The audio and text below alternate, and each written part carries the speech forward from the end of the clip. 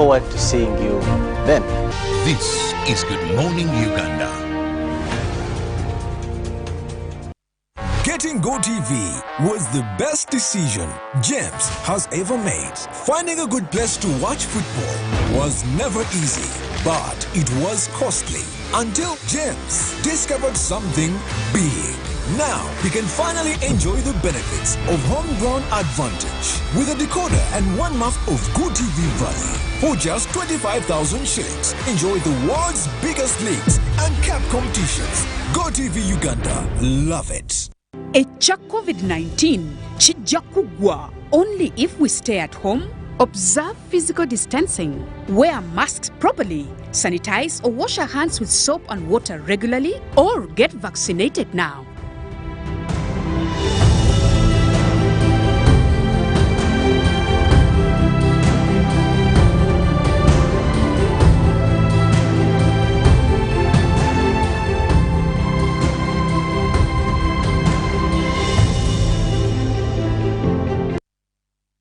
When you talk about our motherland Uganda, the Pearl of Africa, you cannot fail to smile because of the smile that fills the faces of the citizens. Our nice good weather and nature that sustains us all, that enables us all to continue each in their own way because we are all different even according to each individual's work.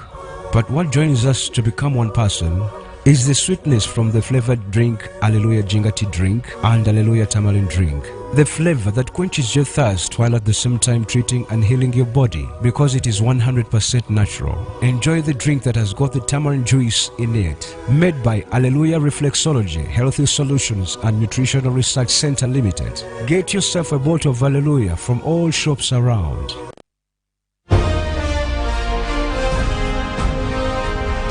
Live from UBC Studios in Kampala. This is Good Morning Uganda.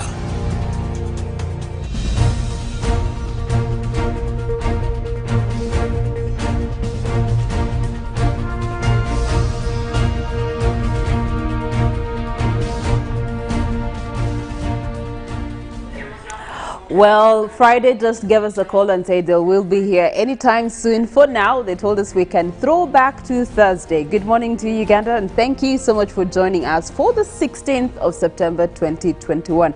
A beautiful Thursday. The sun is already up and it looks beautiful to see a sunny morning rather than the cloudy mornings that we have been accustomed to in the past few days. My name is Priscilla Naloga and welcome to Good Morning Uganda. I'm not here alone. Of course, the Fantastic Four are here to join me this morning. Good morning to you, Robert. A lovely morning to you, Priscilla. I must say I love your hairstyle. Thank you very much. I don't know what it's called, but really you look good. I also have no idea what it's called. I just pinned, and it made sense. I can. You know, one time I went to have an haircut, and I tried to explain, so the guy told me, why would I be free?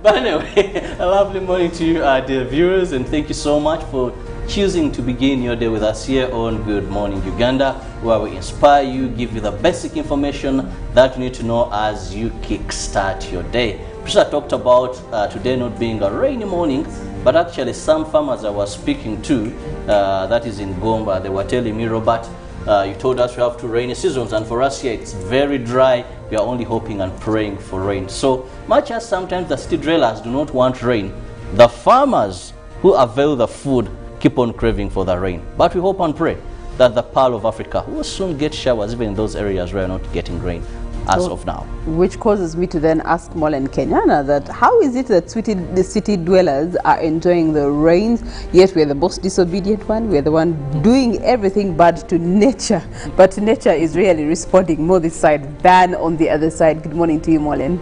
Yes, a very good morning to you, Priscilla, and of course the rest of the team, and to you, our family. Good morning, Uganda family. Well, you've heard of something called being strategically located. So I think city dwellers are just strategically located. And by that I mean we have Lake Victoria around us. It's like the biggest water body in the land. So that is an advantage mostly to us, but also something we call urban heat island. And that means that even with activities going on in the city, there is a lot of science, creates a lot of heat in the city, which in turn also influences the rainy conditions. So the people who actually need these rains more, the farmers that Chira was talking about, don't get these rains as often as we do. So that kind of creates a huge advantage for the city. But a lot of people don't care about the rain. Do you, Felix? Yeah, of course, definitely does affect lots of the things that we do or actually are able to do or not to do. So I do care. Okay. Good morning to you, Felix. Good morning, Priscilla. How are you? Very good. How are you? I'm all right. And I've been having this hymn in my head the whole of this morning. And I know Robert would want to help me sing at least 2, 3, 4 words. You know that song, Robert, they say, Tukutendereza Yesu, Yesu, also know that one. O Musai Gunaziza Nebaza O Murokozi. Yes, I've been hymning that this whole morning, and it's very beautiful. It's a song where you would hear it most at weddings, at graduations, by the parents. When they give Mama Priscilla the microphone, the first thing she will say, Tukute. Yeah, And then she starts, Tebibadde byangu. Mwana wange tebibadde byangu. So the preamble of every function, wedding, they call tata w'omugole ekirabo atadde tukutendereza, and then he starts omwana ono mumukuza. So I love the fact that our old parents give glory to God for every form of celebration. And for me, that is something I think I thought I would celebrate today. Okay. The way our parents had so much confidence that everything that has happened to them good, they would like owe it back to God. For me, that is priceless. Like one time, just quickly, Priscilla, I went to see someone who lost a son last week. And when I reached there, she kept on crying and saying, Bikira Maria, otero kunkuma nerero. For me, it was so challenging that how people are able to appreciate God in times of happiness and in times of grief. So yeah. Okay. All right. By the way, it's my grandfather's favorite song. I told you. Yeah. I told you. Every single time you meet my grandfather, when he first sees you, when you're saying goodbye, you have got to you have to kutendereza. Commonly known as the famous song among the Bazukufu also. Actually, to me, I was going to. That is it's like more the of the anthem for of Bazukufu. Okay. Whether it is a time to mourn, a time to rejoice, when even they just see each other, but also but if you hear the words, Robert, they are actually so magic and classical if you hear the whole words of the song.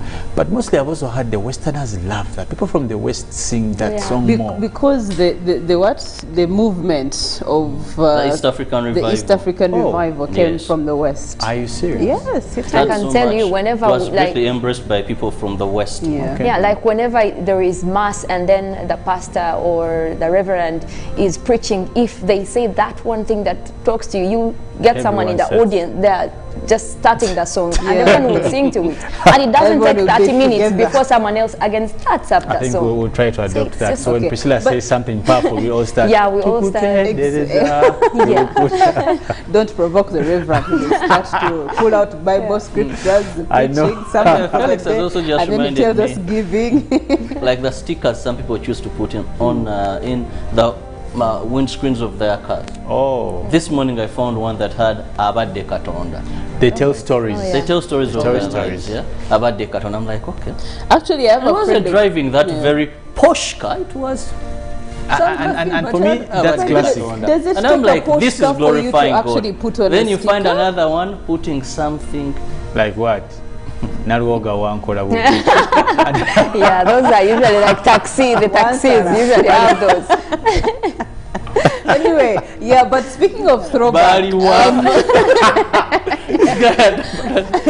speaking of throwback, Felix, you got this conversation in light of, you know, functions, especially weddings and graduations, and it has greatly reminded me of how, you know, different cultures actually take functions. In Uganda, the speeches are pretty much short.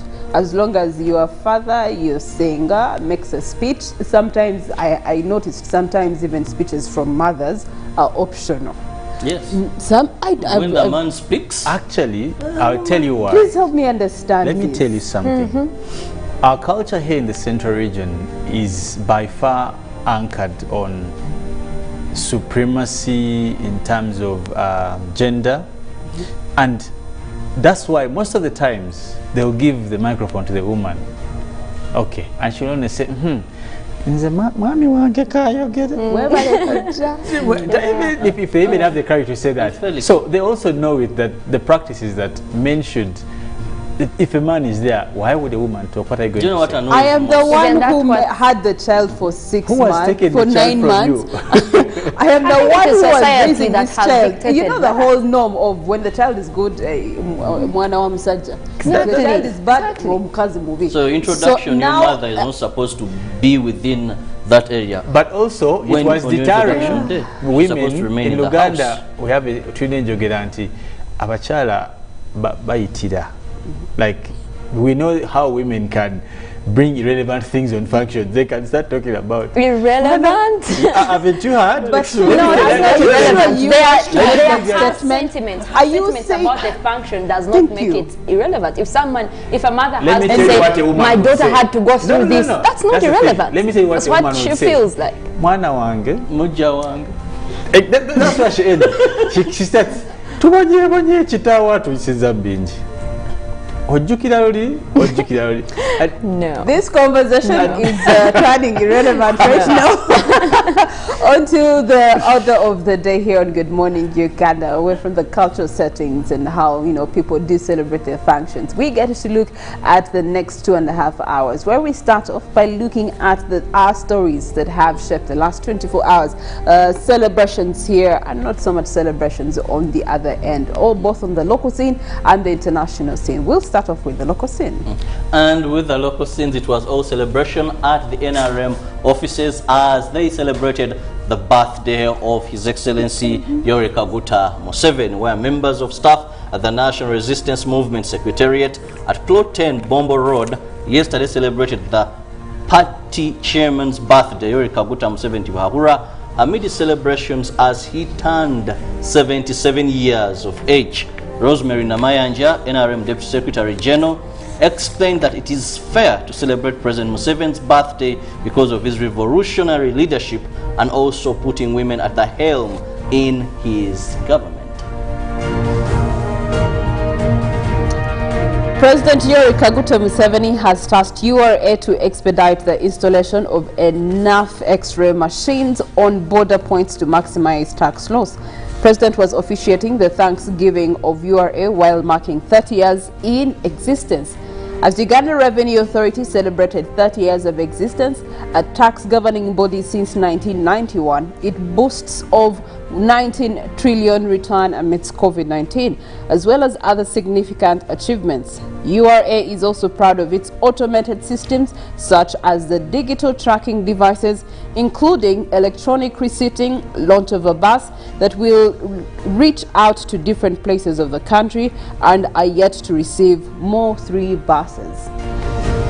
Away from the taxman celebrating 30 years, we now move to Office of the Prime Minister, where the Office of the Prime Minister, in conjunction with the development partners, yesterday launched the Sustainable Development Goal Secretariat, SDG Hub. The SDG Secretariat, which is meant to support the coordination and function, was officially launched by the Prime Minister, Robina Nabanja. The function, which took place at Postal Building, Office of the Prime Minister, along Kelmet Hill in Kampala, was blessed with a number of dignitaries.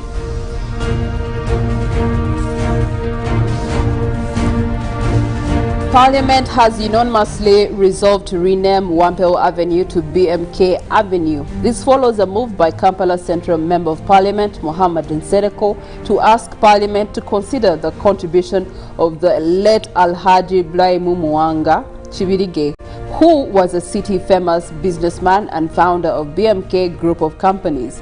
In his motion, MP Nsereko asserts that the late BMK shared his business knowledge with several Ugandans who adapted his skills and added credit to the growth of the economy. The gesture was seconded by Mwanda Michael, Member of Parliament for Igara County West, and Government Chief Whip Thomas Tayewa as the first seconder. The legislators during the afternoon session chaired by the Deputy Speaker of Parliament Anite Among have agreed that the Minister of Kampala rename Wampel Avenue to BMK Avenue.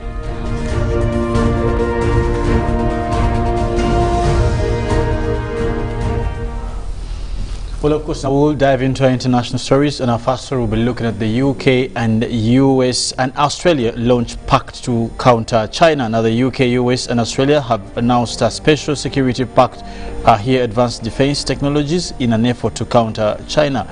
Now, the partnership will enable Australia to build a nuclear-powered, that is, omnibus for the first time. Now, the pact, to be known as the AUKUS, will also cover artificial intelligence, quantum technologies and cyber. The three countries are worried about China's growing power and military presence in the Indo-Pacific. Now, as a result of the pact, Australia has scrapped a deal to build French-designed submarines, and at least France won 50 billion.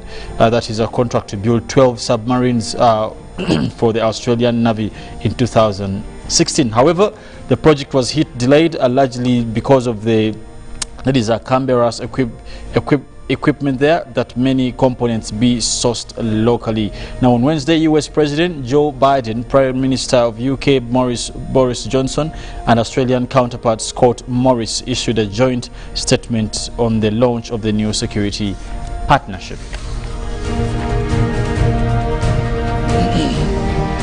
Now, still in other stories, North Korea confirms testing new railway-launched missiles. Now, that is the Penajig has tested a ballistic missile on the same day. Seoul became the first non-nuclear country to test a submarine-launched ballistic missile.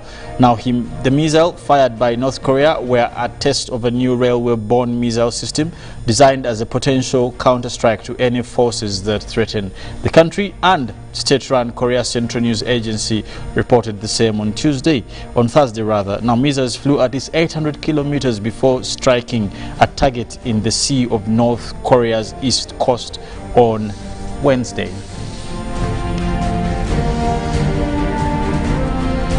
Now, back to Africa, we'll be looking at Nigeria's government says Twitter ban to end very soon. Now, government of Nigeria has said it expects to end its ban on Twitter in a few more days, raising hopes among users eager to return to the social media platform 3 months after the suspension took effect.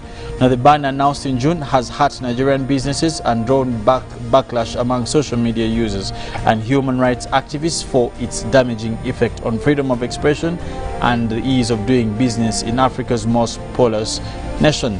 Information Minister Lai Mohammed told a post-cabinet media briefing on Wednesday the government was aware of the anxiety the ban had created among Nigerians. Now, if the operations have been suspended for at least 100 days, now I can tell you that we are just actually talking about a few, and just in a few days we will be back to inform you on what the trend shall be.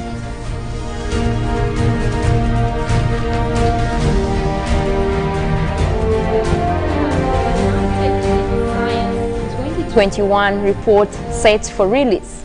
United in Science 2021 will be released today on 16th September. The report is a multi-organization compilation of the latest climate science information and gives a unified assessment of the state of our Earth system.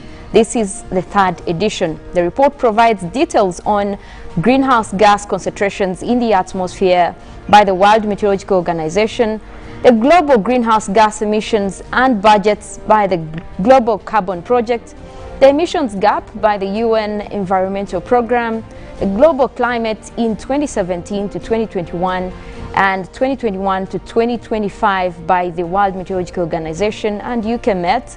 Highlights of the Intergovernmental Panel on Climate Change 6 assessment report, that is the physical science basis, and sea level rise and coastal impacts by the World Climate Research Program, heat waves, wildfires and air pollution from the World Health Organization and WMO.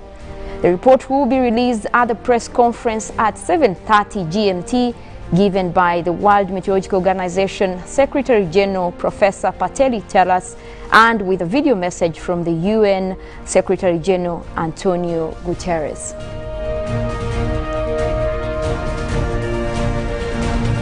Well, of course, a couple of stories. The Twitter story is the one. The Twitter story. How? How does a closure of Twitter affect businesses that affect the economy? Honestly, I think some of these things are really pity, and I'm very thankful for the president for having continued his stance on social media and its impact. It's doing more harm than good, and you're crying about a business. Meanwhile, it's not even a direct sale. If it was a direct sale, you would say something, but you're just putting your stuff there, and anyone that can be interested will then click and maybe find out. But also to convert that into a direct sale, it's not a given. So no. So Priscilla, business is still going on here. We do have Facebook that is still under closure here in Uganda, and business is going on. It almost seems like no one notices that it's exactly. Even no one notices that it is off. Because people have a way around life. Because when you talk about closure of Facebook in Uganda, I know people are carrying out business on Facebook. Just go VPN, and it was totally a stop. But you see, when you say carrying out business, it should be a closed deal where there's an exchange. That is carrying out business, not marketing. Those are two different things. Yeah. So putting out your stuff. Anyway, this is a deep conversation. But sir, you are marketing something for us. Yes, the Hallelujah man is here. Hallelujah to you, and of course, here I am once again to advise you, to encourage you to get yourself a bottle of Hallelujah, that is Jingo Hallelujah turmeric drink. These are not only natural drinks, or only that is certified by the Uganda National Bureau of Standards, but they are healthy to you. They boost your immune system. So as you kickstart your day, get yourself a bottle just at 1,500. Any supermarket and retail shop, you'll be good to go. And of course, encourage your body to defeat any form of disease that comes your way, because the soldiers, the white blood cells, have been empowered to fight. Okay, all right. Of course, we do have the upcoming 2 hours that have a lot of programming coming your way through Good Morning Uganda. Felix Nkunda, what are we having for our newsreel? Well, I guess we'll be looking at what's happening at the aviation, that is in airport, where we saw government coming out to take charge of any form of testing that will be done at the airport. Now, of course, this comes in a way where we've seen a couple of people making complaint and having had about 100 guests miss their flights because of this kind of dwindling. Okay, all right. Molen Kenyana? Well, we'll be looking at an analysis for our 7-day forecast. We look at what the Climate Prediction Center on a regional level, that is ICPAC, is giving us, and also look out for the advisory, especially to the farmers who are currently doing a lot of planting for their crops at this time of the year. Okay, all right. And Felix, Robert, our agenda this morning is going to be about? We're going to be looking at the role of women in nation development. Many have taken up key positions. Have we really benefited from that, or it's just occupying positions and representation? All right, tomorrow is the 17th of September, and we do have a CAF game that will be going on, Champions League game. Express is yet again going for the second leg. Ruben Pima Chivirango will be here to give you those updates and analysis. But for now, let's look at our poll question this morning. And our poll question is, what should government do to promote local government and regional growth? Of course,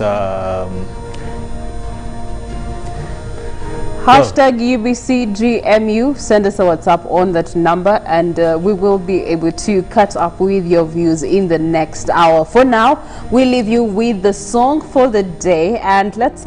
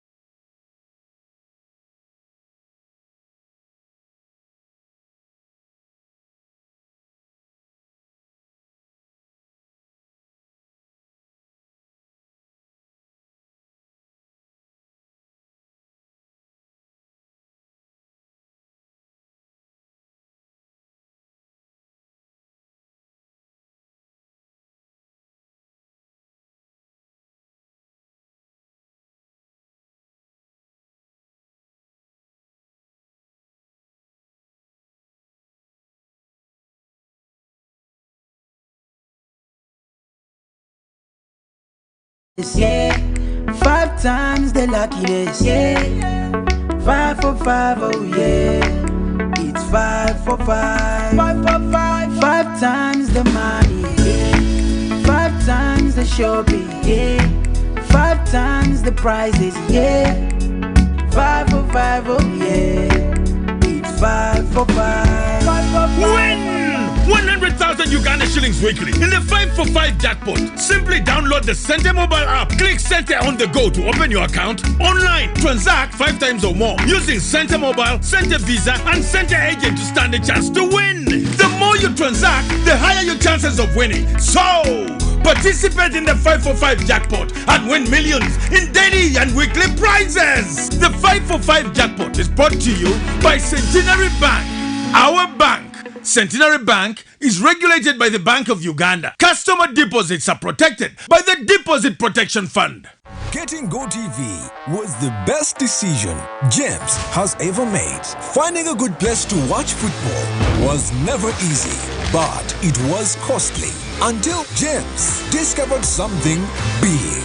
Now he can finally enjoy the benefits of homegrown advantage with a decoder and 1 month of GoTV value. For just 25,000 shillings, enjoy the world's biggest leagues and cap competitions. GoTV Uganda, love it. You know, you could just buy a new smartphone from anywhere in Uganda. Dial *175 *94 hash to activate their 100% double data bonus offer on weekly or monthly bundles for 3 months. Better yet, you automatically receive free 1 GB valid for 30 days. You are hooked already, aren't you? Enjoy 100% double data bonus from Airtel. Buy a smartphone from anywhere in Uganda and insert an Airtel SIM card. Dial *175 *94 hash to activate a 100% data bonus offer on weekly or monthly bundles, valid for 3 months. Dial *175 hash and select your preferred bundle to activate a 100% data bonus offer on weekly or monthly bundles, valid for 3 months. Airtel, the smartphone network.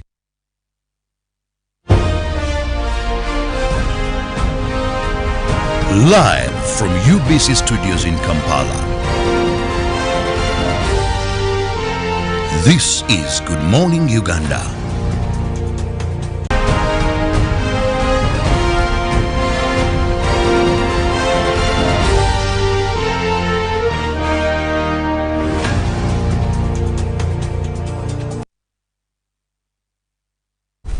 Good morning to you once again. Thank you so much for joining us. 3 minutes past 7 a.m. this Thursday morning. As the sun is coming up, so is Good Morning Uganda continuing on its journey for the next 2 hours. And into the 7 o'clock hour, we get to have our newsreel. My name is Priscilla Naloga, alongside Felix Nkunde and Robert Chirabo. But before we get into the deep of what Felix had talked about earlier, let's look at a poll question, another poll question. Now, our poll question is: how compatible are the Sustainable Development Goals with Uganda's democracy? Again, how compatible are the Sustainable Development Goals with Uganda's democracy? And basically, this story definitely springs from what was being done yesterday, where we did see an assessment of the SDGs and how they are being implemented and what progress, and probably also to give encouragement on how government entities can foster implementation of the Sustainable Development Goals. Remember, these are UN targets that help mostly third world countries how they can distinguish in terms of human rights, in terms of economy and social implementation of the welfare of people. And you can be able to share with us your sentiments on the same story. That is through our social media handles, and from Twitter you can use #UBCGMU. WhatsApp number 0709 60 25 92. That is 0709 60 25 92. And of course you can leave the same message on our Facebook page, that is UBC TV Uganda. And for some of you who are watching us on YouTube, you could also leave a message, and also you can use the same number to send a SMS message.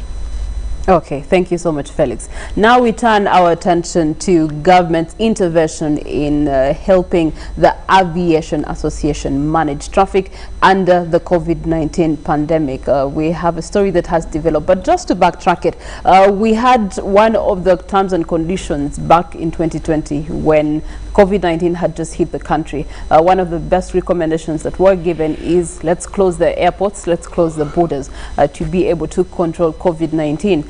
Over the stretch of the months that followed thereafter, the realization was that you have cut off trade among so many other things that is causing the economy to then collapse. And so the president came out, gave a directive to reopen the airports, but with strict terms and conditions. And one of them, of course, was testing. We were fast having tests that were being carried out. People coming to the country, they're isolated for some days until the tests come back, and then those who are negative are released. Those who are positive are then transferred to medical facilities. That has been, you know, the drill. And then later on, with the introduction of vaccinations and having as many vaccinations within the country, that was eased a little bit, and now there was, you know, an exception that was given. You can have your test in a number of hours before taking flight from wherever you're coming from, or even when you are in Uganda. About 48 hours you must have a test before you take flight, and that should be able to control COVID-19 but also keep the trade flowing.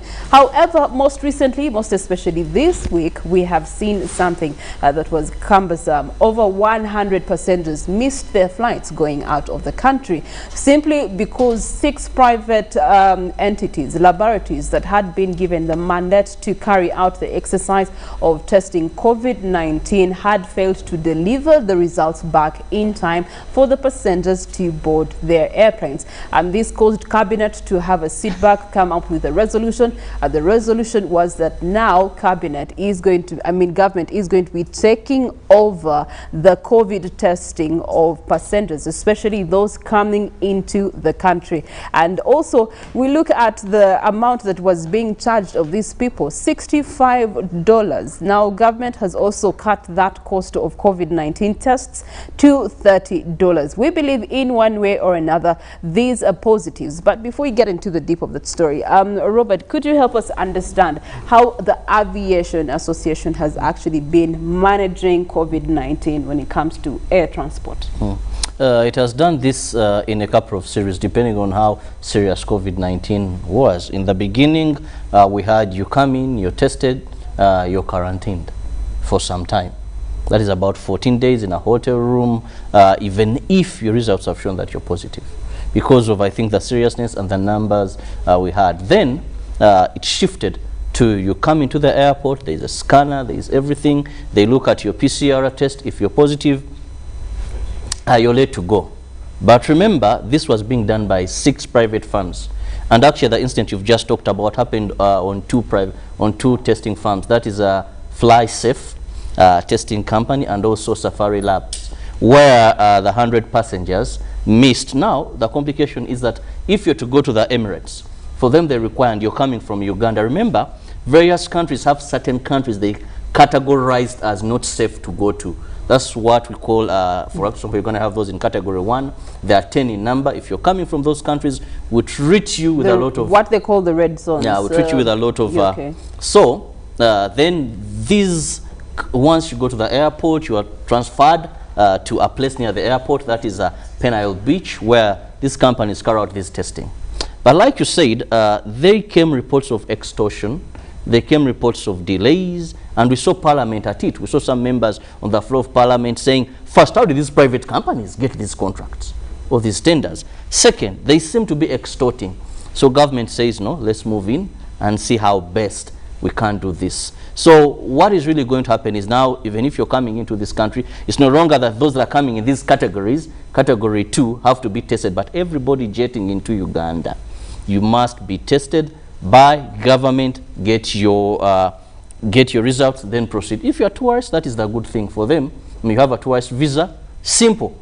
You get the test taken from you, go to your hotel room, don't move. When you receive your test and you're negative, then you continue. If you're positive, Yes, you go to isolation and treatment is taken. Okay, all right. Thank you so much. Of course, the red zones that you've spoken about, we have UK in that category, you have USA in that category, South Africa is in that category, India is also in that category, among other countries. But the positive side of government taking over is the exorbitant prices have now been cut now to $30, which is roughly 105,000 shillings. Then you also do have the fact that that money will be paid through banking. It's no longer going to be cash, because what has been happening is that because of technical know-how, gambanogo, and all other forms of corruption, you've been having people who have come later getting their results faster than those who have taken their tests earlier, which has caused the delays. I believe it's been one of the reasons one that have been causing those delays. The other positive is that for those that actually missed their flights because of these delayed results, government is committed to compensate them in that regard. But let's look at government taking over this initiative to be able to conduct COVID-19 tests. How sustainable is it vis-a-vis the traffic that we are continuously pushing for in aviation? You see, in fact, you talked about Gambano. Yesterday, a friend of mine was asking me, who's this person trending on social media?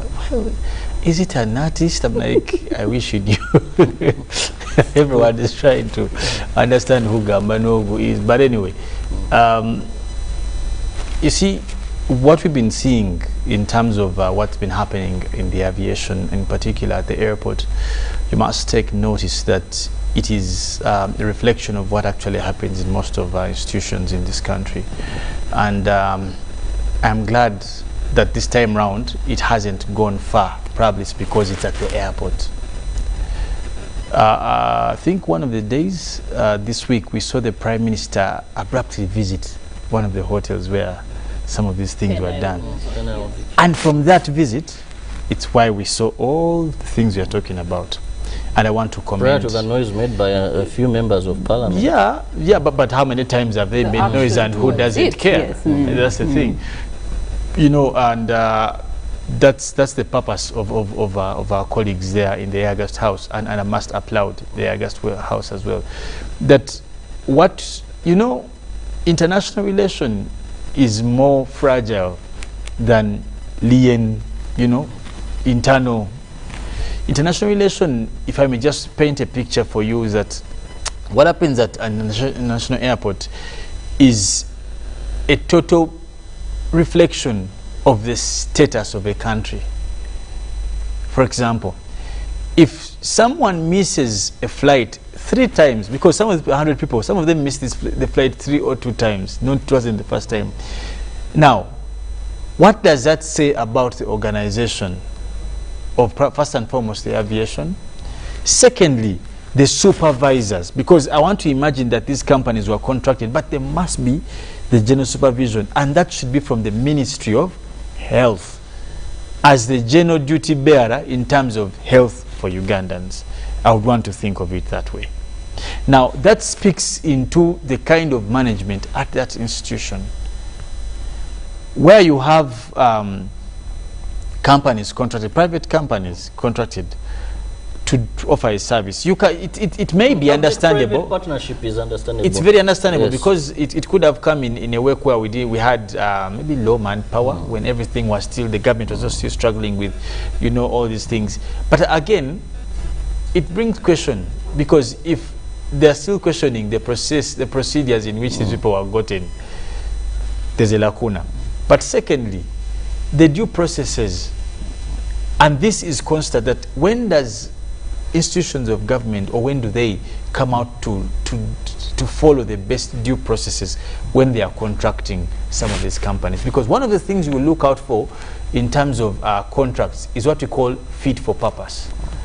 That are these institutions we are giving these opportunities or asking to offer these services, are they fit for purposes? One, in terms of covering capacity.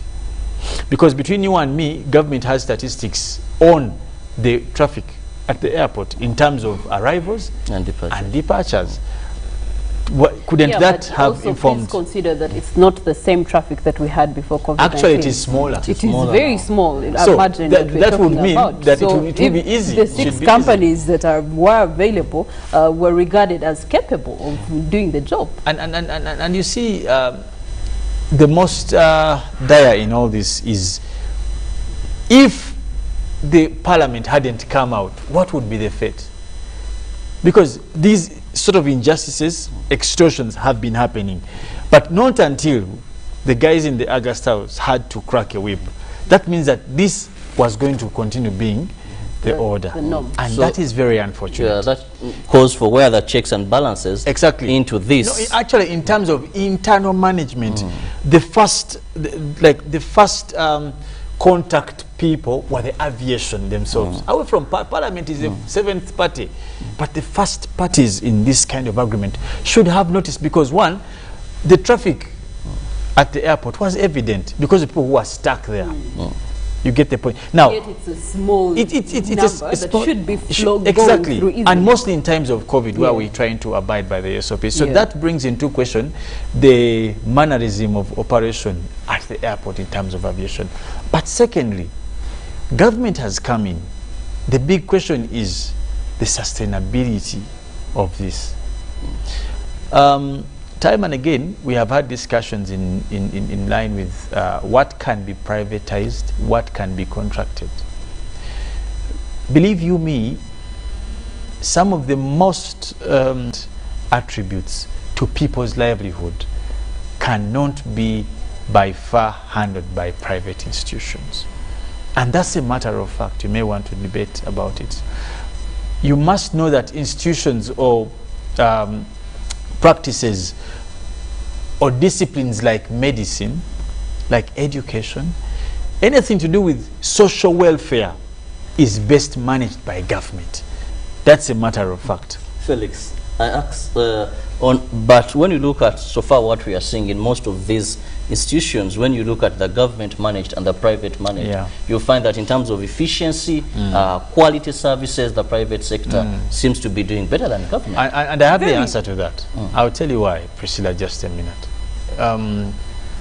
The intention of privatizing some of these institutions was because of then the absence of capacity.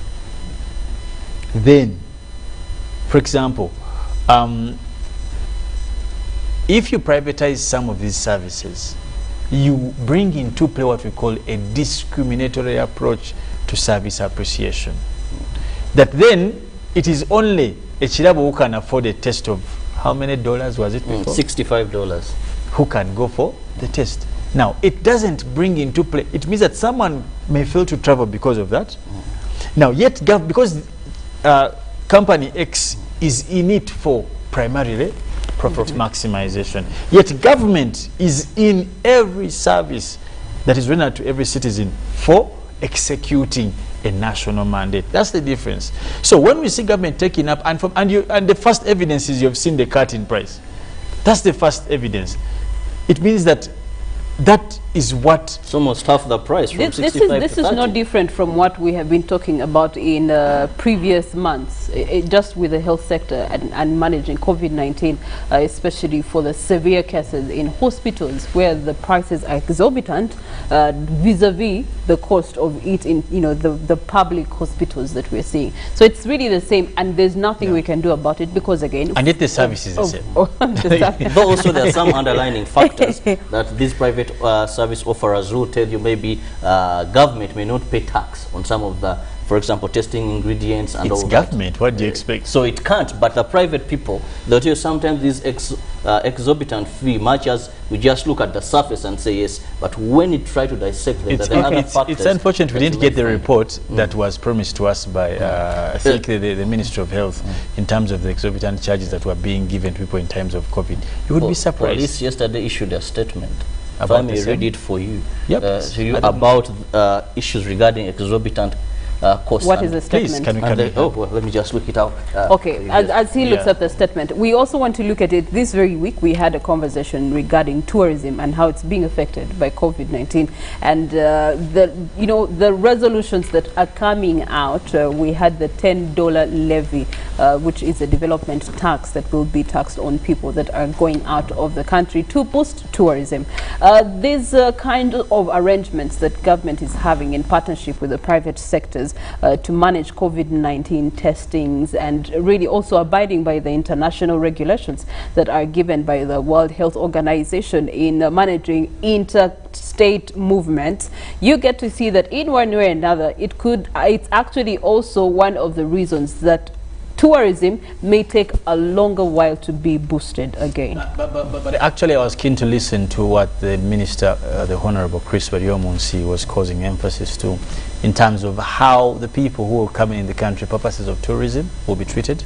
He did make mention that there's going to be a special desk for them to be handled, and that will cause also a bit of being expeditious in how that will be handled. I know for a fact that one of the reasons why government swept in was because they needed to save that sector, the tourism sector, because they've been getting a lot of complaints from, you see, people want to come to a place. The tourism sector, but also in the business sector. Yes. Now, unfortunately, that wasn't. The business sector is not catered for. and that's so painful, because the only, and I may stand to be corrected as listening keenly, and he talked about the tourism will have a special desk. I was waiting to hear the business community. How about we remove the specialness and just make sure the whole process is special? Yes. Well, sometimes maybe limitation of that is resources, but I also ask myself in terms of resources, in terms of because this is what is going to be happening when a tourist comes into the country. When tourists comes into the country, and it's normally visitors, that you treat visitors everywhere. Okay. So you try to limit inconveniences thereafter. But may I look at the level of transmission of COVID-19? Priscilla, if a tourist comes from Entebbe, then maybe goes to Botanical, whatever hotel, or goes somewhere, they have had the test, then these tests are supposed to be delivered to that hotel. What if this is positive? Hotel, you have this, you have that, you know, if you're looking at fighting positivity rate, you should limit movement until you're sure that this was negative. Which is still within the location of Entebbe, because what you would be is at border to border. But if they're within that very same place, it's much more manageable. But what Robert is saying is an example. It's not what actually happens. But I know for a fact that if you want to travel from Uganda to the UK today, you must foot the quarantine bills. That means that you get in the country, you show your results that you got when you're leaving, they test you and they quarantine you for 2 weeks at your cost. Even the price is given, so they just give you a list of hotels. Same thing in Rwanda, same thing in Qatar, which causes us to then look US. at the sustainability of this particular program vis-a-vis, you know, what they're trying to deal with the aviation traffic. Very important, first and foremost, is government is putting itself at a test. Because if private companies have not delivered, yes, no, their aim is to maximize profits. But now we are going to be observing. When government took over this, what president they said, are we going to see proper results? Because we have these disparities. Here you're testing positive, there you're testing negative. Here you're testing negative, here you're testing positive. So now with government intervention, are we going to see this done and dusted? That yes, we credit government because the results are there. Second, I look at also, you could cut costs because Minister Chris Baryomunsi said government is just going to be charging a recovery fee that is on reagents and testing kits there. It's not so much of profit as it has been with the private sector. But how are you going to ensure that you have enough manpower? You have enough infrastructure. When I looked at the airport, I was looking at a couple of stories there. They were showing this is under construction. We expect in the this time for this to be done. We hope That Where this have is these people been doing it from? It's the same space. It's not like government, when it comes to government, you have to, no, where they safari, whatever, they fly safe. It's the same thing, Robert. There's nothing technical in terms of space. But government is Away contracting from that, a specific area for there's that. also what we have to abide by here. You're looking at the international requirements of standards of COVID-19 and traveling. How do we actually put that into consideration with what government's initiative is, intervention is? Actually, for me, I think government is the best implementer of international standards in terms of aviation relation purposes of keeping ourselves in the air. Also, springing from the fact that we're trying to rejuvenate our airline, so compliance is key for us in terms of marketing, in terms of how we can relate with other aviation giants in the world there. So I'm really certainly sure that it is only our government better. Because one, be above and beyond the service, they have a bigger vision of the aviation sector of the country. Now, that may be missed by a preceder pharmaceutical or laboratories, which can't be missed. So that's why it's important that government takes charge, because it will follow every dot to the latter in terms of implementation of this, I believe. Befitting of the bigger picture. Indeed. You had talked about the police letter, Robert. Well, this is signed by, that is Deputy Director, Criminal Investigations Department, Paul Kato Tumushabe. He says, overcharging patients and other forms of misconduct by private healthcare providers. Says there has been a lot of concern and public outcry regarding private healthcare providers overcharging COVID-19 patients, retaining patients that have recovered and dead bodies for their at their facilities to settle their medical bills. Whereas private health providers are crucial in supporting and supplementing government hospitals in offering medical services, they are mandated under the law to demand reasonable charges for the service they are offering. They are further entitled to sue for the recovery of their costs in full in any court for compensation. Therefore, the practice of overcharging patients and retaining them plus dead bodies is not only illegal but inhuman, and this should be stopped. You are therefore directed to take interest in investigating and apprehending private healthcare providers who continue to break the law by committing offenses like wrongfully containing, holding people or dead bodies as stipulated in the penal code. So now, do not hold them. Make a comment? You want to comment on that? Okay, in 1 minute. I find that very gullible. Gullible. That's your comment. So in the laws, don't hold them. Let me tell you, go to the law. If you're making a relevant statement, you say, according to a resolution passed by a meeting I sat in or a directive I got, This is what we're going to do. Hospital Priscilla, you're not allowed to charge above and beyond this. There's a ceiling, there's a floor. It makes sense. All right. This is simply directing people to investigate, Robert. Thank you so much. Good morning. I'm Kato Nazario. Thank you so much for the program. And you're saying you're watching live. Good morning, Uganda. We do have another message here. Good morning, Uganda. You're talking COVID, but the 42 days His Excellency gave some sectors and businesses to close have already collapsed. Talk of indoor sports, casinos, and others. We are stuck home with crying emojis. Okay, all right. We return by looking at the papers and also just a few pointers, guidelines in terms of entry into Uganda. For those that are fully vaccinated from certain countries, you can actually enter the country without testing on arrival. Tourism entry is allowed. Testing, negative PCR test results are required from all countries. So all travelers from UK, Ethiopia, Kenya, South Africa, South Sudan, Tanzania, Turkey, United Arab Emirates and the likes all have to meet the testing at the border at their own expense, including Entebbe International Airport. And the cost, of course, has been $65, but now it's been cut down to $30. Also, quarantine required depends. quarantine details, travelers showing symptoms of COVID-19 will be tested upon arrival and required to quarantine until the tests come back. And then, of course, for lockdown, we're still having a partial lockdown. Transport operational but with restrictions, and the shopping is open. Of course, you do have restaurants and food industry is also open but with restrictions. Terms and conditions do apply. Later on through traffic, we're going to look at the aviation considerations for travelers, and then thereafter Molen Kenyana will be coming through with nature, weather and climate. Good morning.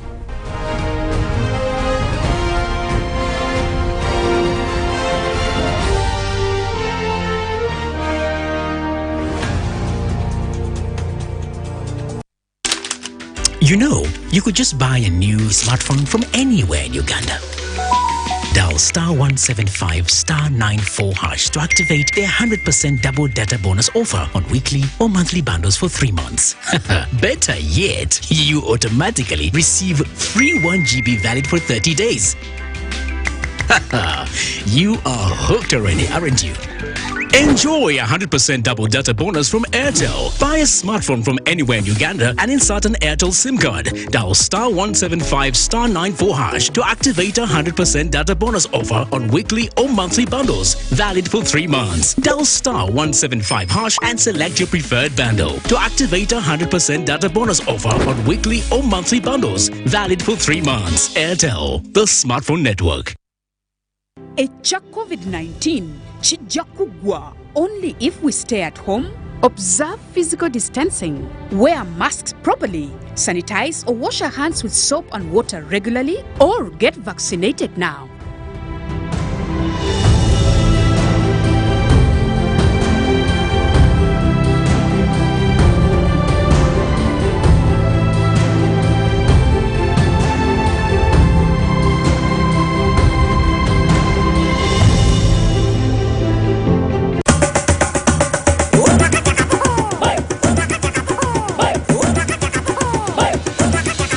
Experience 100% Fuji speeds across Uganda with the Airtel Fuji Pocket Wi-Fi available at 123,000 shillings only. It comes with 15 GB free for 1 month. Visit the nearest Airtel shop, device selling shop or Airtel online shop. www.airtel.co.ug/broadband-discover. Airtel, the smartphone network.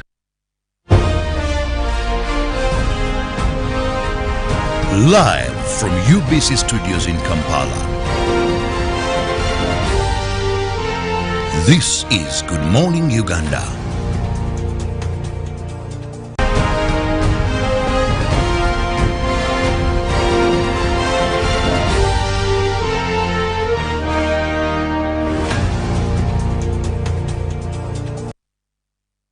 It is the show where we start up your morning, keep you informed with what is happening locally and international. Of course, those catchy stories that dominate, that is both the print and the electronic media, with a few jokes just to spice up your morning. It's now time we serve you what is happening in the print media, looking at some of those stories and highlights there. I have the New Vision and a very big headline there on the front page of the New Vision. 2 MPs face terror charges. That is Muhammad Segrinya and Alan Sewanyana. That is over the massacre panga wielding men. Still looking at the New Vision, that is URA marks 30 years since birth. President Yoweri Museveni was the chief guest and had some words there to the taxman's body. Still the New Vision, looking at the city, that is Dr. that is remanded over child trafficking. That is still more on child trafficking. Then parish model government to raise 200 billion, and the New Vision gives you that in detail. But also there are over 250 tenders for you there, so you can find where, if you're able to supply and of course be one of the beneficiaries of this.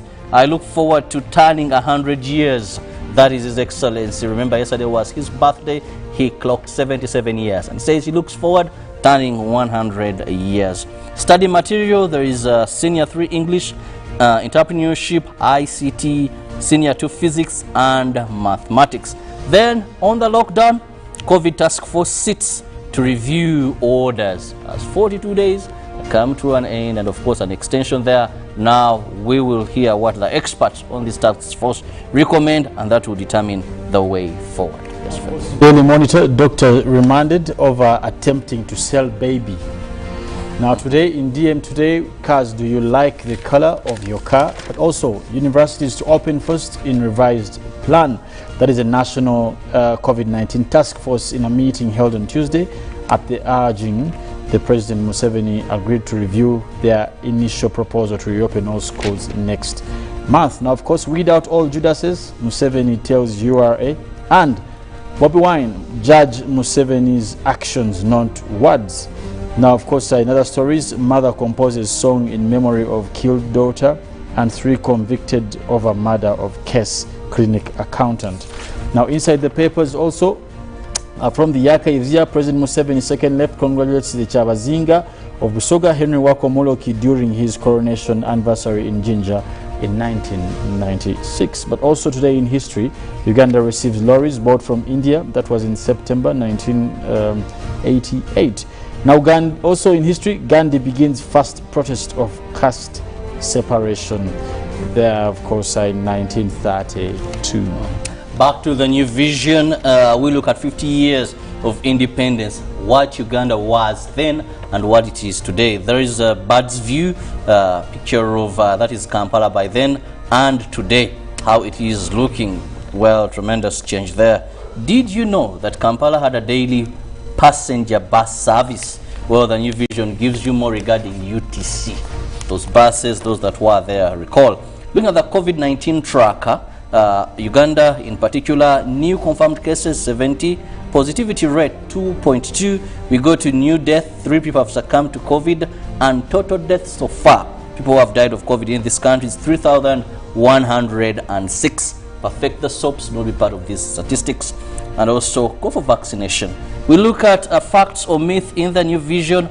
Are hand dryers effective in killing the new coronavirus? That is a question, and the expert answers.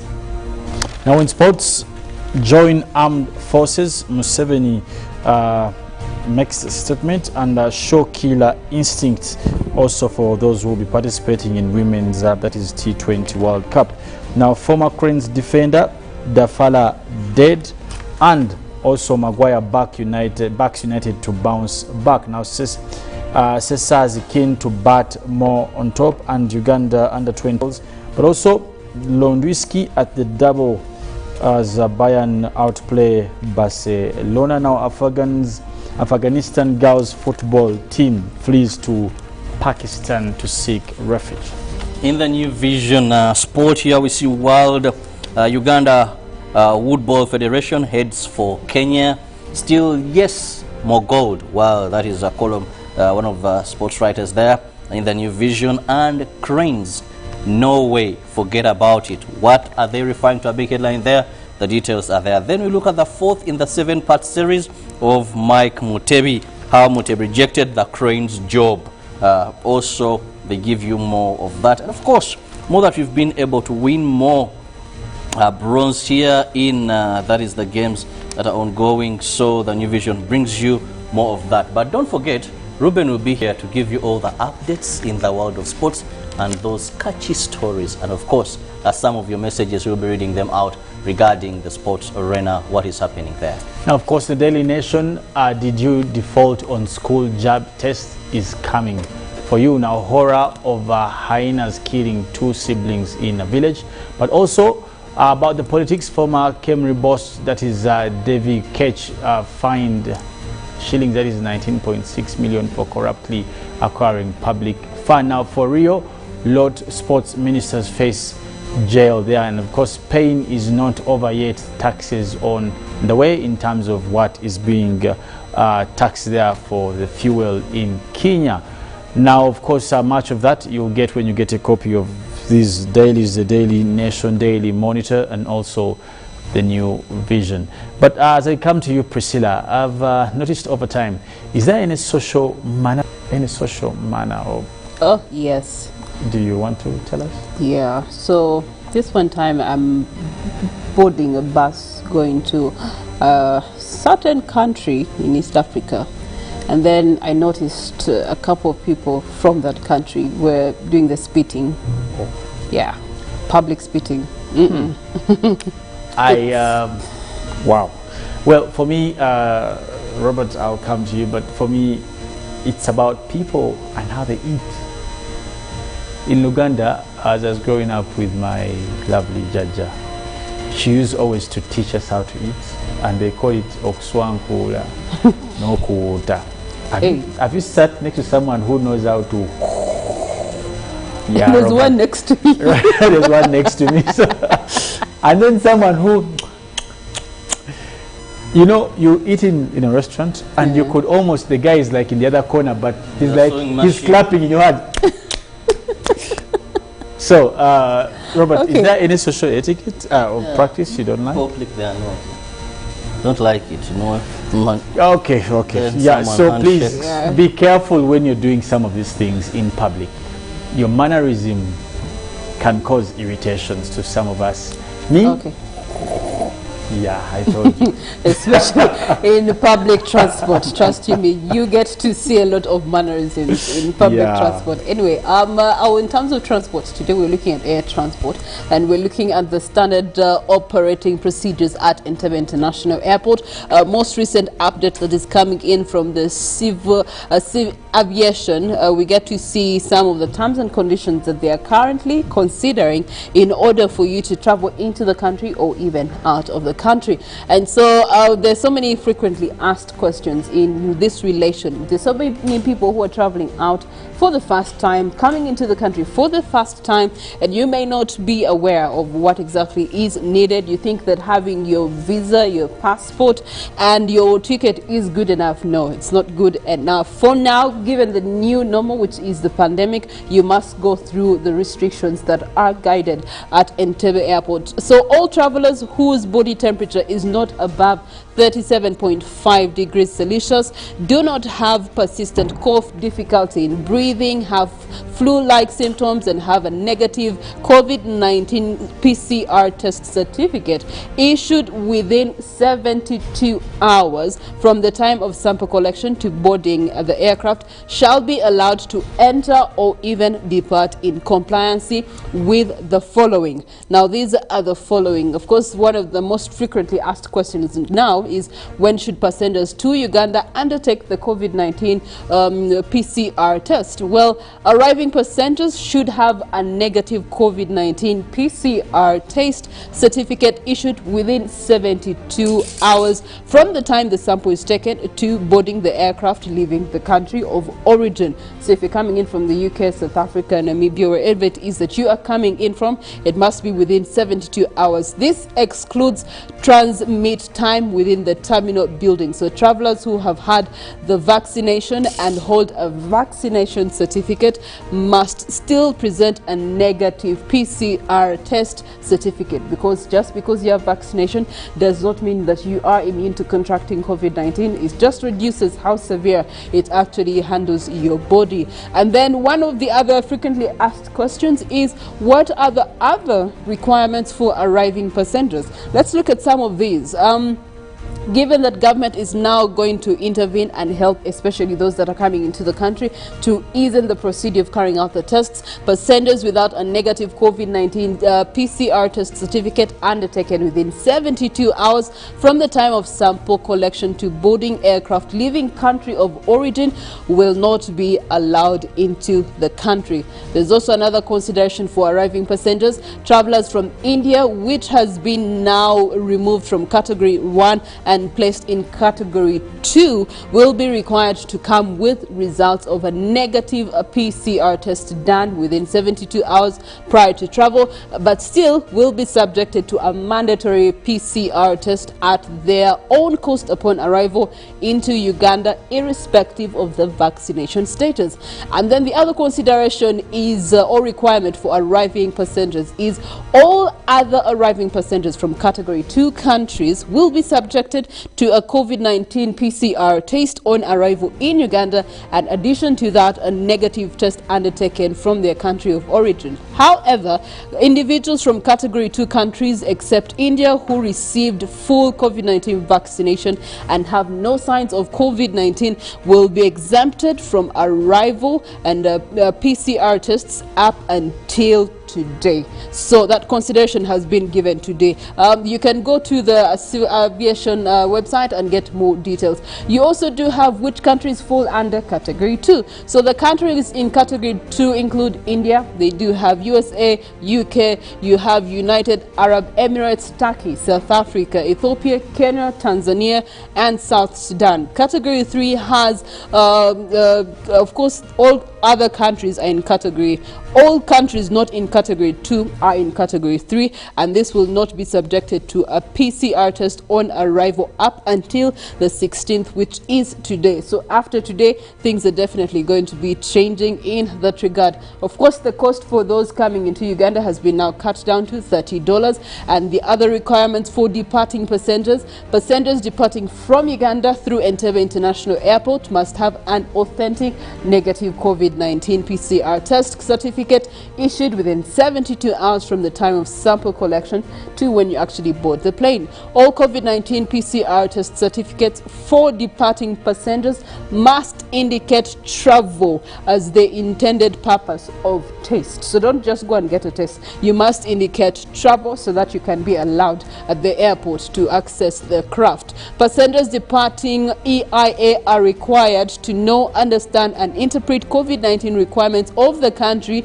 they are traveling to, because on the other end, as Felix had mentioned, that in the UK, regardless of your COVID-19 test being negative from Uganda, in arrival on the UK, you have a mandatory quarantine for 2 weeks, which is at your cost. So you must have information of how COVID is being handled by aviation on the other end of the country that you are going to. And then how do passengers overcome curfew restrictions while in Uganda? Very important, because different flights are taken at different times and there's no consideration of curfew for aviation.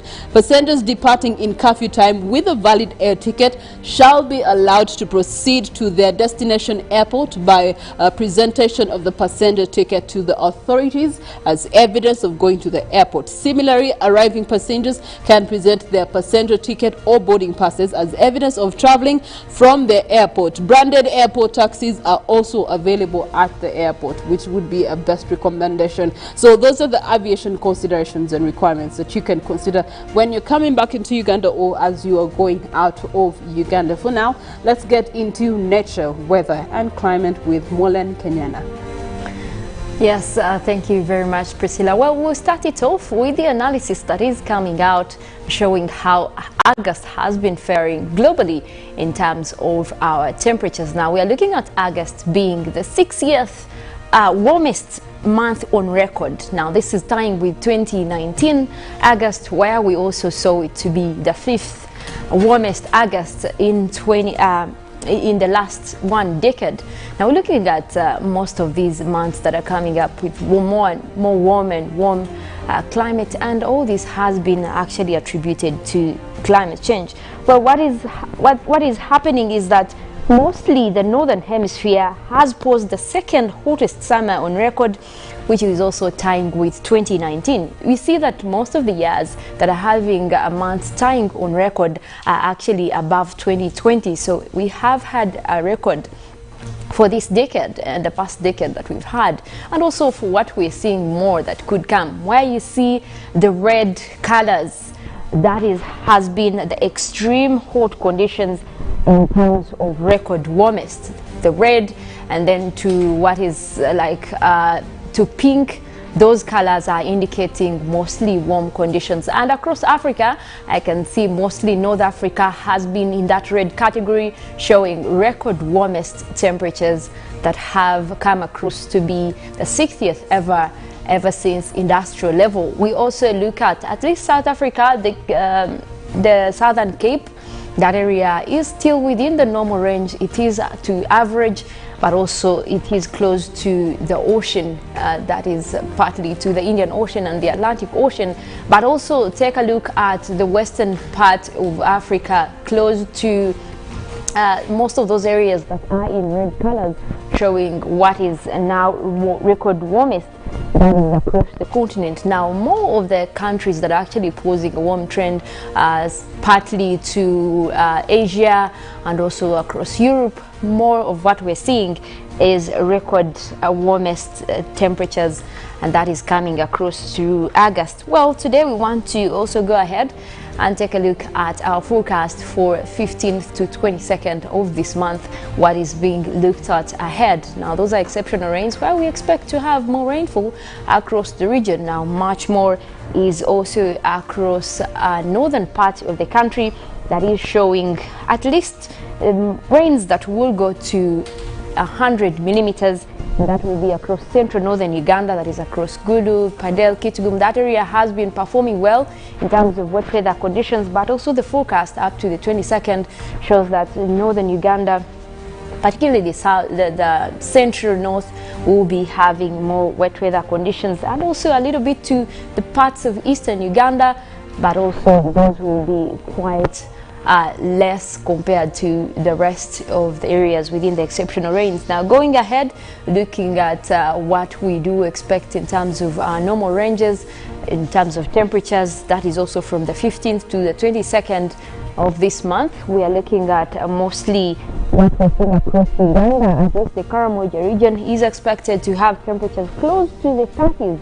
Otherwise, the rest of the country is forecast to be within the upper 20s, at least with the orange colors. Most of the areas, especially in northern Uganda, is likely to be above 24 degrees centigrade.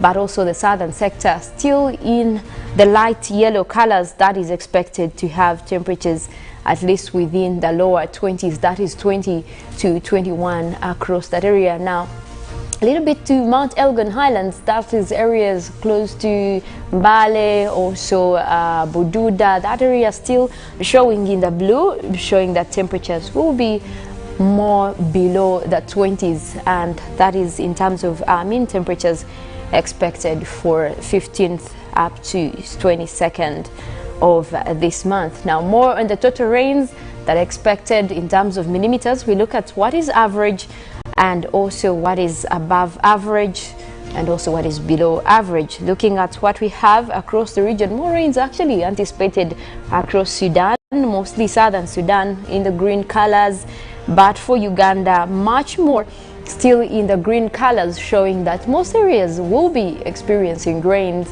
in total. So that means at least we do expect everywhere in the country to have hard rains within these next days, that is up to the 22nd.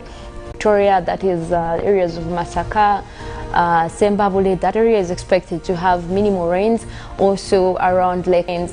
And also looking at the extreme end of the Karamoja region towards this below average within the range of 1 to 10 millimeters expected for that area.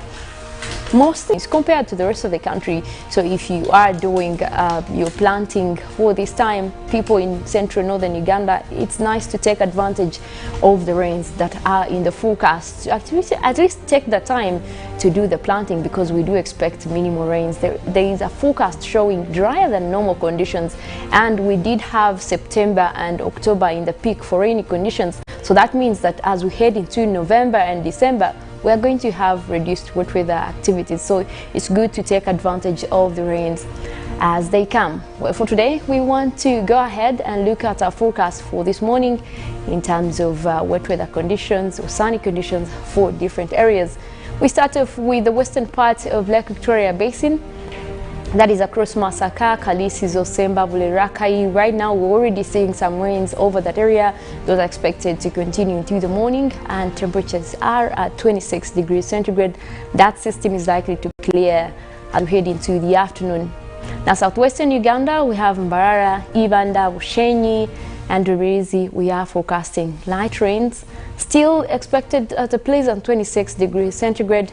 Also, we have Mbale, Bududa, Buko, Sirongo. That area is expected to be dealing with intervals of sunny and cloudy conditions, starting off with a chilly morning at 24 degrees centigrade. We do expect rains over this region by afternoon.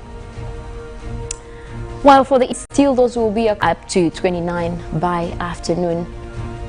For Eastern Uganda, we have Soroti, Katakwi, Amuria and Kumi. We are forecasting a mix of clouds and sunshine, and temperatures likely to start off at a warm 27 degrees centigrade. Well, more across the eastern part of Central, we have Ruwero, we have Wobolenzi, Bururi, Nakaseke. That area already having cloudy conditions, and that is expected to continue with intervals of sunny conditions. Starting off with a warm 27, we do expect rainy conditions to pick up by afternoon. That is for Eastern Central.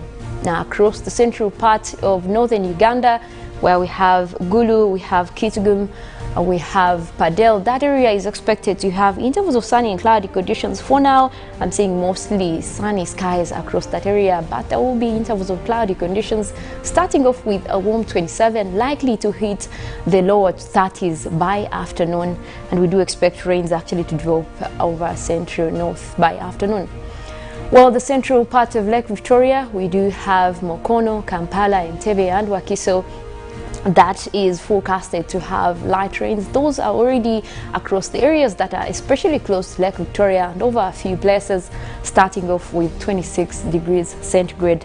That is across the central part of Lake Victoria Basin.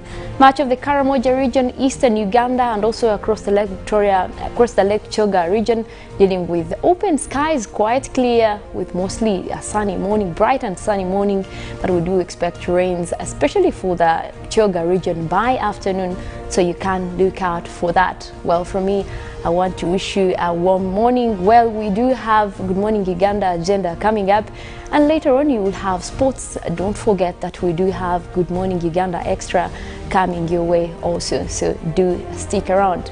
My name is Modern Kenyana. Have a good day.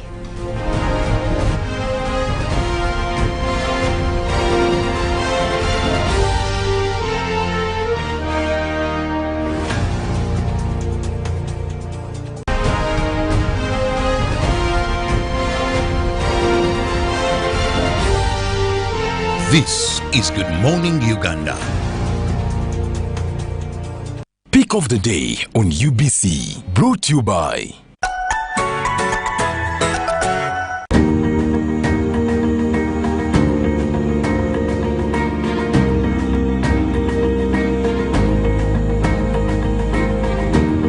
was brought to you by. We've cut and reduced our MTN Momo withdrawal rates. Now you can withdraw mobile money at the lowest rates. You also get MTN Central Points when you deposit, send and withdraw.